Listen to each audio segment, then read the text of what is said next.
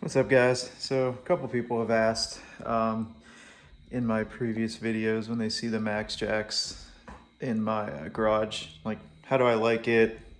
Any regrets buying it?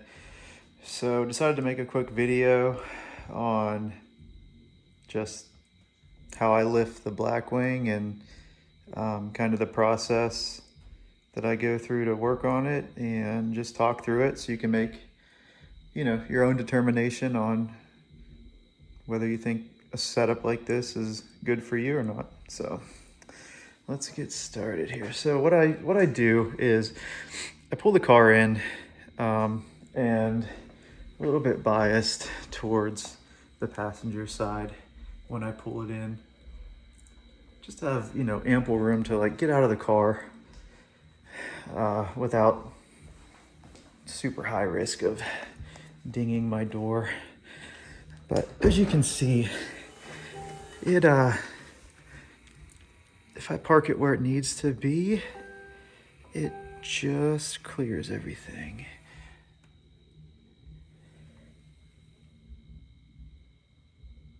Just clears that.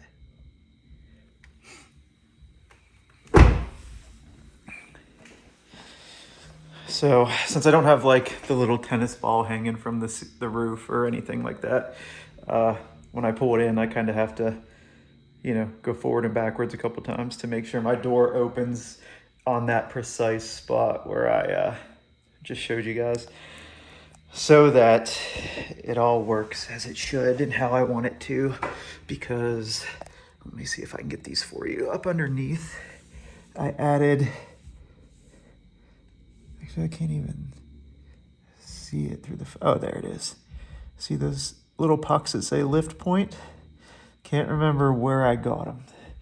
I want to say it was like maybe like ZL1 parts or something, but they're just lift pucks for like Cadillacs and Corvettes. If you search for like lift pucks Cadillac, you'll probably find them. But they made everything so much easier because they bring the lift point down, like 1.5 inches, and you're not risking the arms of the lift hitting on the side skirting, which that was very valid concern every time before I added those. So let's slide the arm out, get it lined up with that lift puck. I think we're good right there.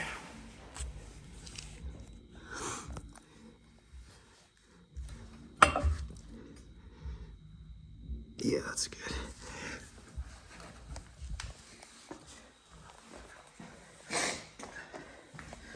Over to this side.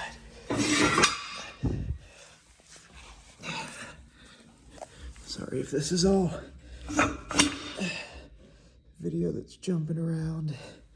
It's hard to do this and hold my iPhone at the same time. Should have just set up the GoPro on like a tripod or something.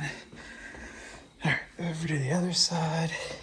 So on this side of the car, I have to park on a little piece of 2x4 right there to bring this lift puck slightly higher up, because the way that my garage floor slopes for draining and whatnot.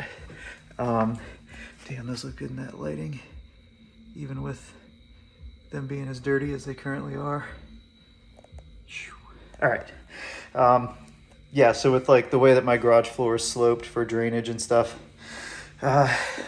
this won't quite fit under this front corner if I don't park it on that 2x. So I just leave that there all the time, and that kind of gives me a reference to how far to pull in the car as well. See, if that 2x wasn't there, we'd definitely scrape there and not be able to get under the lift puck on this side. Which, since I'm biased towards this side a little bit, we don't need this arm out as far. Let's see if this is good. Nope, put out a little bit more.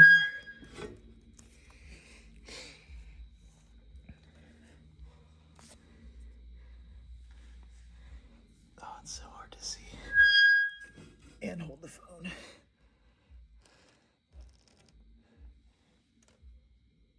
There we go, that's good. All right, back to this side.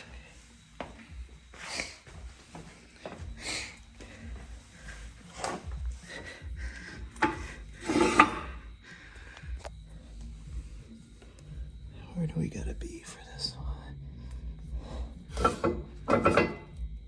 Right about there's good. Okay, so now we just do a quick check around the car, make sure it's not gonna bump into anything, scratch anything when we start lifting. Make sure our locks are in the down position on both sides. And then, if I did everything correct, just hold the button and watch it come up.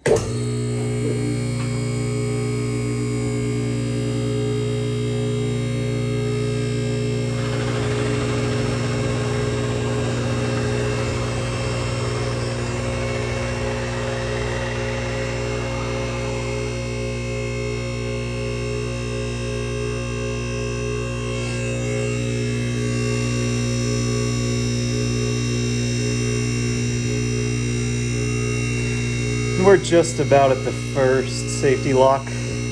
You'll see the handle bounce.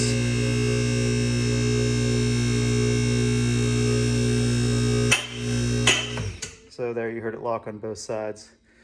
So I would call this like the minimum lift point. Like, you always want to go up to the safety locks. You never want to rely on just the pressure in the hydraulic hose to keep you alive while you're under the car.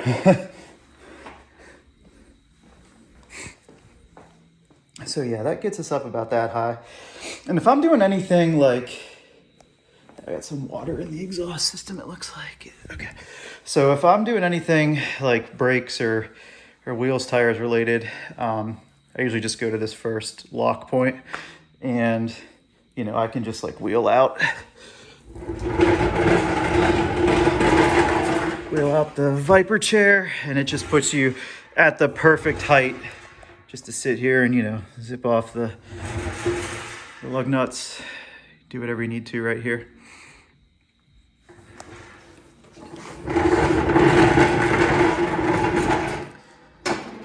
So let's go up a little bit higher than this. Let's go to like where I'd want to be for an oil change or something.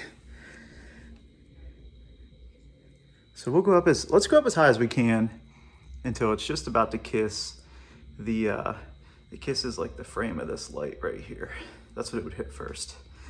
So I'll watch it and keep going.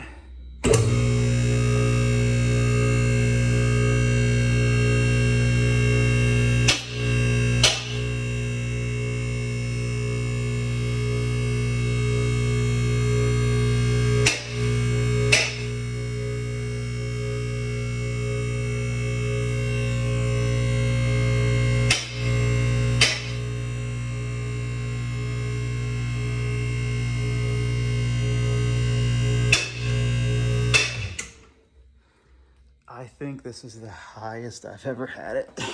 Kind of made me nervous doing that. All right. So we still have clearance up there. Hell, we could probably go a little bit higher. I vertically challenged that. Oh yeah, we got like a foot. Yeah, that's crazy. So I'm making my own realizations here, like a year and a half after owning these. Okay, I have 8-foot ceilings, exactly. So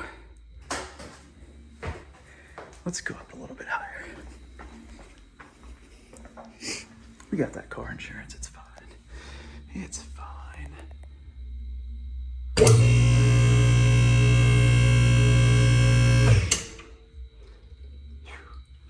see what that does.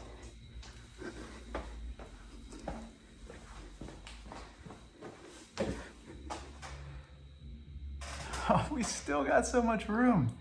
Wow, that's nuts. Okay. Okay, well, let's work with this.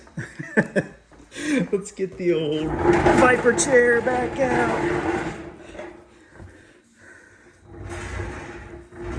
So this gets like the bottom of the car at like eye level with me, just sitting on the chair.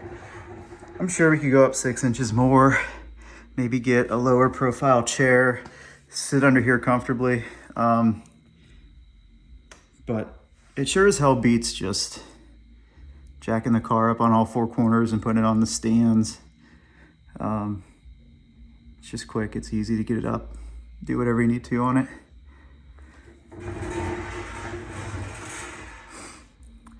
And just for some added knowledge and context, my garage is a 20 by 20. I already said it's 8-foot tall ceilings. Unfortunately, that's why I have to use, you know, this kind of garage door opener. I can't do the jack shaft opener over here because I have the double track for low clearance and I don't have enough to convert it just to a single track the whole way back. So I'm stuck with that kind of opener.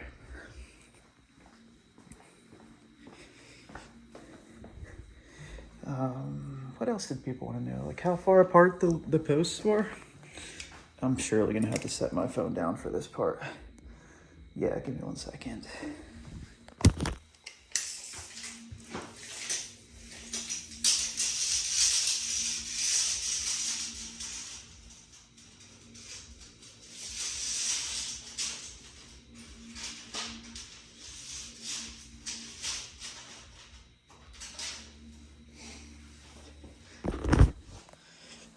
Couldn't hook this on the other side.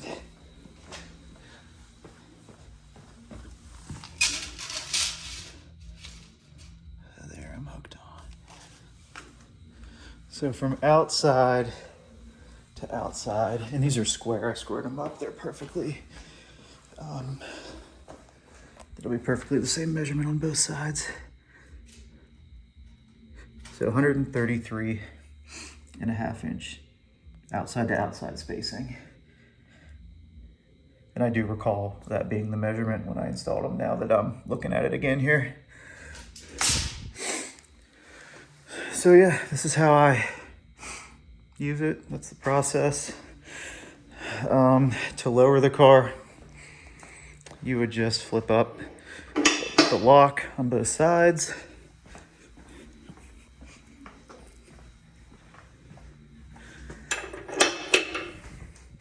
And then you could just hold the lever down. Down she comes.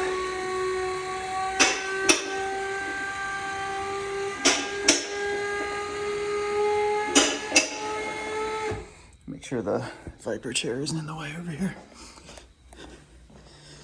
All right, it'll clear that.